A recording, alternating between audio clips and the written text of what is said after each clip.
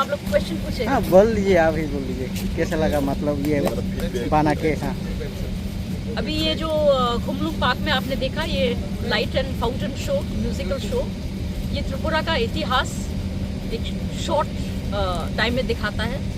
और ये बहुत ही अच्छा इंसेंटिव लिया हुआ है by the TTADC, and I think this will promote tourism further into our autonomous district area and Khumulwng.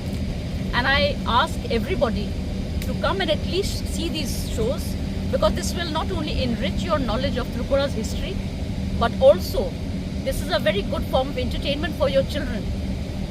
और जैसे यहाँ पे बहुत सुंदर से किया है, ये आज हम लोग ने जो देखा, ये एक एक्सपेरिमेंटल स्टेज में है, पर कुछ ही दिनों में ये पब्लिक के लिए ओपन हो जाएगा.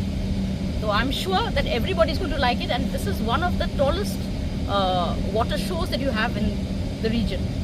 So I'm sure everybody is going to like it.